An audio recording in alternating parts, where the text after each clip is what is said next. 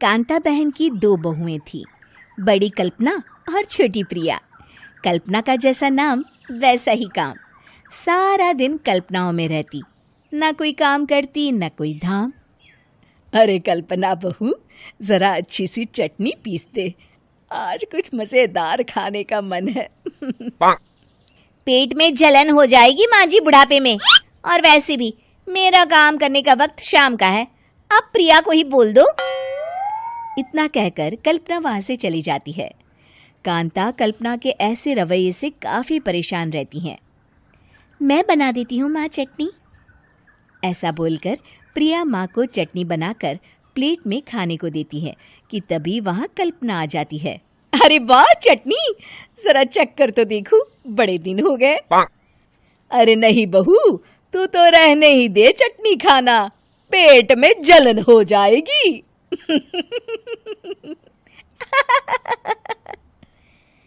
इतना कहकर कांता और प्रिया दोनों हंसने लगते हैं। कल्पना सारा दिन या तो मोबाइल में यूट्यूब देखती या फिर सोती रहती। उसका कमरा भी बिखरा और गंदा रहता। एक दिन कल्पना का पति अशोक उससे कहता है, अरे कल्पना, जानवर भी उस जगह को साफ कर लेता है जहां वो बैठता है, तुम तो इंसान हो, कैसे इतने गंदे कमरे में रह लेती हो? देखो सारा सामान यहाँ वहां बिखरा पड़ा है। ज्यादा अपनी माँ का बोल ना बोलो। हाँ, कमरा तुम्हारा भी तो है, गंदा लग रहा है तो साफ कर लो। पता नहीं तुम्हारे साथ मैं कैसे जिंदगी बिताऊंगा। इतना कहकर अशोक वहां से चला जाता है। कल्पना बस खाना खाने कमरे से बाहर आती और फिर से कमरे में चली जाती। इससे कांता बहन काफी परेशान रहती। एक दिन प्रिया कांता से कहती है, माँ, मैं सारा दिन काम करके थक जाती हूँ, आप कल्पना दीदी से कहिए ना कि सुबह और शाम का काम बांट ले। मैं तो अब सिर्फ एक वक्त का ही काम करूँगी। हाँ। अरे तू वो भी ना करना, एक बहू तो कामचोर थी ही, दूसरी भी आ गई काम ना करने के बहाने लेकर। तभी वहां प्रिया का पति रमेश आ जाता है। माँ, मैं देख रहा हूँ भाभी कोई काम नहीं करती, प्रिया सारा दिन घर और रसोई का काम करती है, अब कुछ करो ना माँ। कांता मन में कुछ सोचती है और कल्पना के पास जाती है।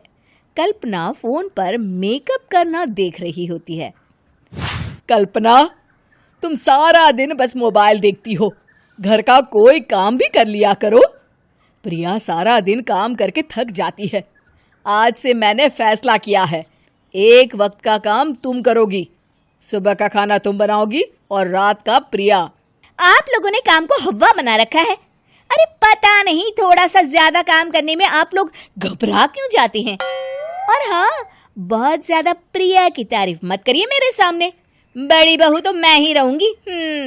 मैं कुछ नहीं जानती, कल सुबह मुझे वक्त से खाना चाहिए, रसोई में आ जाना, वरना कल से तुझे खाना नहीं मिलेगा। अगली सुबह कल्पना रसोई में नहीं आती है।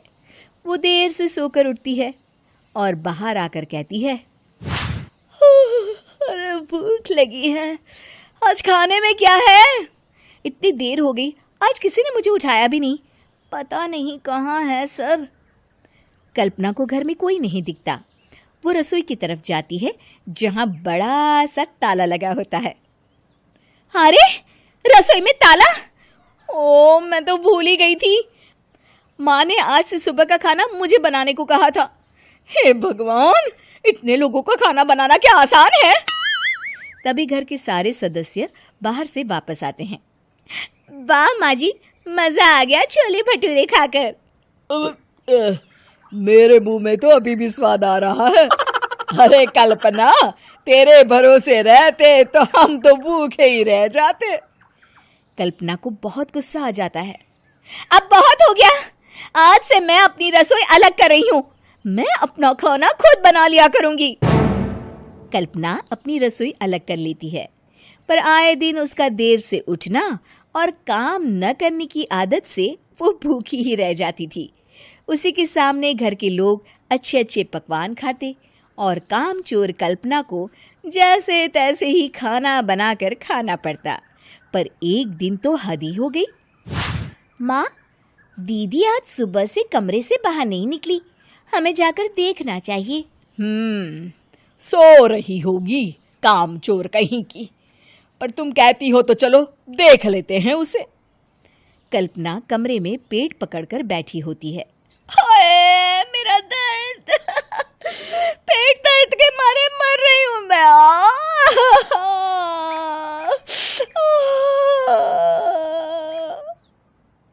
अरे दीदी क्या हुआ? पेट में दर्द क्यों हो रहा है?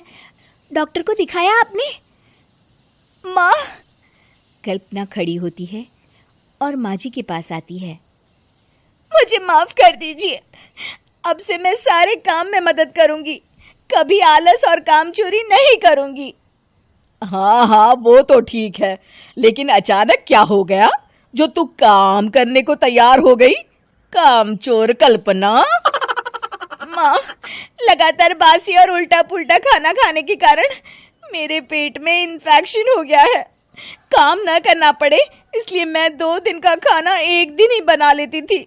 बासी और खराब खाना खाने के कारण लेने के देने पड़ गए। पेट में दर्द हो रहा है। चलो अच्छा हुआ, देर आए दुरुस्त आए।